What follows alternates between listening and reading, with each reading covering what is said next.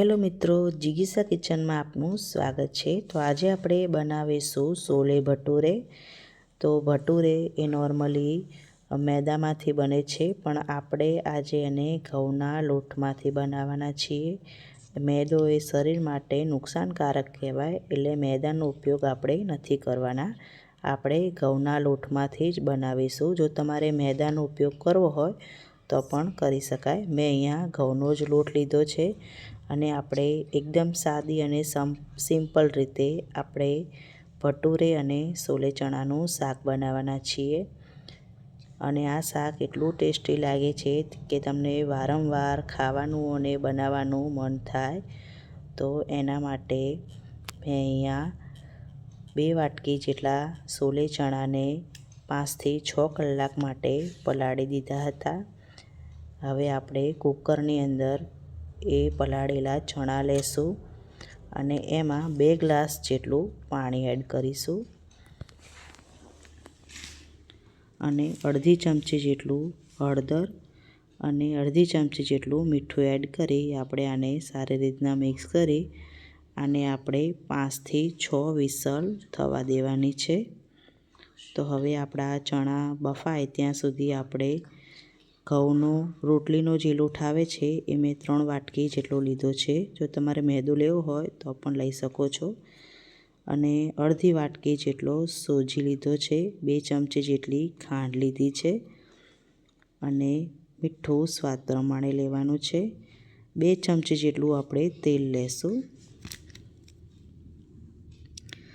અને અહીંયા મેં અડધી ચમચી જેટલો ઈનો લીધો છે અને ઈનોની ઉપર જ આપણે 2 ચમચી જેટલું દહીં એડ કરીશું અને હવે આપણે આને સારી રીતના મિક્સ કરી દેવાનું છે અને થોડું થોડું કરીને પાણી એડ કરી અને આપણે આનો લોટ બાંધી દેવાનો છે। લોટ એ આપણે કઠણ બાંધવાનો છે, ઢીલો લોટ નથી બાંધવાનો। અને હવે આપણે આને સારી રીતના મિક્સ કરીને 2 ચમચી જેટલું તેલ લગાવી હવે આપણે આ લોટને સારી રીતના કેળવી લેવાનો છે। આ પ્રોસેસ કરવી ખૂબ જ જરૂરી છે, થી આપણા ભટુરે એકદમ સોફ્ટ તૈયાર થશે। તો આ રીતના મેં લોટ બાંધી દીધો છે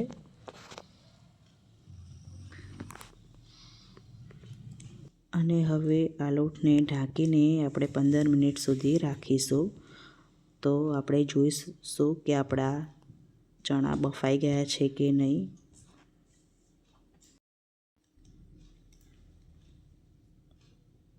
તો હું થોડા ચણા ચેક કરી લઈશ।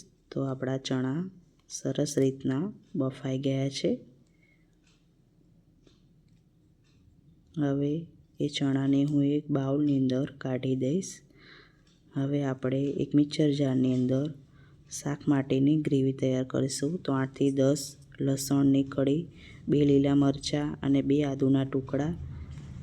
હવે એમાં 1 લાલ સૂકું મરચું, 1 બાદિયું અને 2 આપણે તજના ટુકડા એડ કરીશું અને 1 વાટકી જેટલા આપણે સમારેલા ડુંગળી એડ કરીશું અને 1 વાટકી જેટલું આપણે ટામેટું એડ કરી છે અને 5 થી 6 કાજુને આપણે પલાળીને લીધા છે। હવે આપણે આને ક્રશ કરી દેવાનું છે।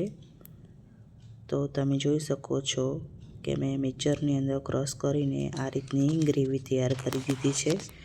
તો હવે આપણે આ શાકને વઘારીશું। તો આ પંજાબી શાકમાં તેલનું માપ થોડુંક વધારે હોય છે। તો મોટા 5 ચમચા જેટલું આપણે તેલ લેવાનું છે અને એમાં 1 ચમચી જેટલું કાશ્મીરી લાલ મરચું આપણે વઘારમાં જ એડ કરીશું અને પછી ગ્રેવી બનાવી છે એ આપણે એડ કરી દઈશું અને એની અંદર થોડું પાણી એડ કરી એ પણ આપણે આની અંદર એડ કરી દઈશું અને હવે આપણે આને સારી રીતના મિક્સ કરી દેવાનું છે અને હવે આપણે એમાં મસાલા કરી દઈશું। તો 1 ચમચી જેટલું ધાણા જીરું પાવડર, અડધી ચમચી હળદર અને અડધી ચમચી જેટલા આપણે કાળા મરીનો પાવડર લીધો છે અને મીઠું તમારા ટેસ્ટ પ્રમાણે તમે નાખી શકો છો। હવે આપણે આને મિક્સ કરી દેવાનું છે અને ઢાંકણ ઢાંકી અને 1-2 મિનિટ માટે થવા દેવાનું છે।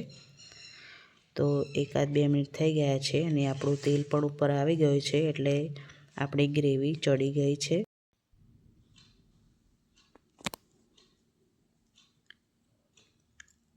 તો આપણી ગ્રેવી તૈયાર થઈ ગઈ છે. તો હવે આપણે એમાં જે બાફેલા ચણા હતા એ આપણે આની અંદર એડ કરી દઈશું અને આને સારી રીતના મિક્સ કરી દેવાનું છે.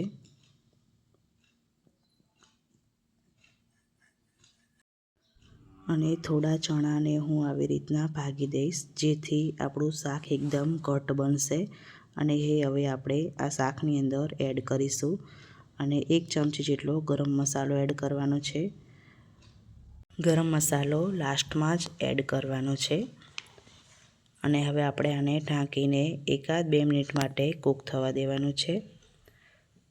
તો 1-2 મિનિટ થઈ ગઈ છે અને હવે આપણે એમાં 1 ચમચી જેટલું મોરું દહીં કે પછી 1 ચમચી જેટલી મલાઈ એડ કરવાની છે. જો તમારે એડ ન કરવી હોય તો પણ ચાલે. અને હવે લાસ્ટમાં આપણે એમાં અડધી વાટકી જેટલા ધાણા એડ કરીશું અને હવે આપણે આને સારી રીતના મિક્સ કરી દેવાનું છે.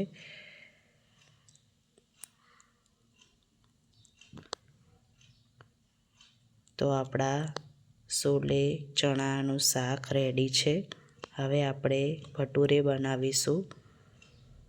તો 15 મિનિટ થઈ ગઈ છે.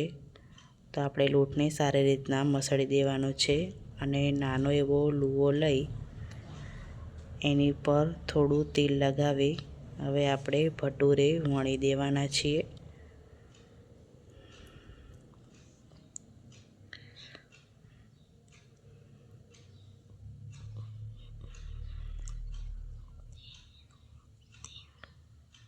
તો આપણે તેલ પણ ગરમ થવા મૂકી દીધું હતું. તો હવે આપણે ભટુરે અંદર એડ કરી અને આપણે ફાસ્ટ ગેસ પર જ આ ભટુરેને તળવાના છે. તો તમે જોઈ શકો છો તળાઈ રહ્યા છે. તો એક પછી એક આપણે આ ભટુરેને તળી દેવાના છીએ.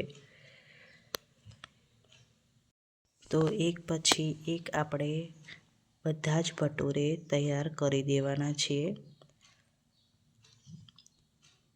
અને આ ભટુરાને જોઈને કોઈને પણ એવું નહીં લાગે કે આને આપણે રોટલીના લોટમાંથી બનાવ્યા છે.